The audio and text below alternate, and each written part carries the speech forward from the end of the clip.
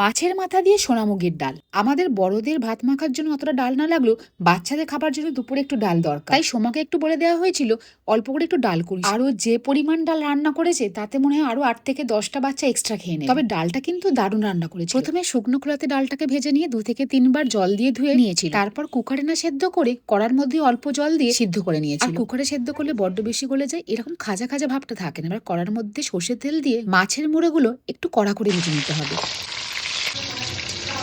এবার মাছের মুড়ো ভাজা হয়ে গেলে ওই তেলের মধ্যে গোটা জিরে, গোটা গরম মশলা, শুকনো লঙ্কা আর তেজপাতা ফোড়ন দিয়ে মিক্সিতে বেটে রাখা পেঁয়াজ আর টমেটো পেস্ট দিয়ে একটু কষিয়ে নিতে হবে। এবার এর মধ্যে আদা রসুন বাটা 1 থেকে 2 চামচ মতন দিয়ে আরো একটু কষিয়ে নিতে হবে। তারপর হলুদ গুঁড়ো, নুন, জিরে গুঁড়ো, ধনে গুঁড়ো, সামান্য লঙ্কা গুঁড়ো দিয়ে মশলাটাকে এবার খুব ভালো করে কষিয়ে নেওয়া হয়েছিল।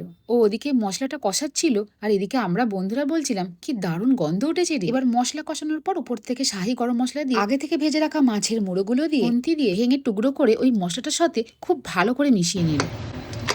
আর এদিকে ডালও মোটামুটি সেদ্ধ হয়ে গেছে। এবার ওই কষানো মশলার মধ্যে সেদ্ধ করা ডালটা দিয়ে ভালো করে একটু মিশিয়ে নিতে হবে। ভালো করে মেশানো হয়ে গেলে এবার এর মধ্যে পরিমাণ মতো জল দিয়ে ডালটাকে একটু ফুটতে দিতে হবে।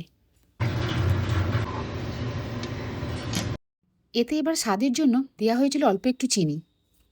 মোটামুটি 10 মিনিট ফোটার পর অল্প একটু ভালো ঘি দিয়ে ডালটাকে একটু নেড়ে নিয়ে 3 থেকে 4 মিনিট মতন ফুটিয়ে নিয়ে উপর থেকে গরম মশলা দিয়ে ডালটাকে এবার নামিয়ে নেওয়া হবে। আমাদের আজকের ফিস্টে মাছের মুড়ো দিয়ে মুগ ডাল একদম রেডি। অনেকটা পরিমাণে ডাল হয়েছে, তাই হাতা দিয়ে আগে একটু ডাল তুলে নিয়ে তারপর বাটির মধ্যে ঢেলে নিতে হবে। চলো, আজকের ফিস্টের একটা আইটেম মোটামুটি রেডি। গরম ডাল আনতে একটু ভয়ই লাগে, বাই চান্স যদি সাঁড়াশিটা পিছলে পড়ে যায় গোটা ডালটাই কিন্তু পড়ে যাবে।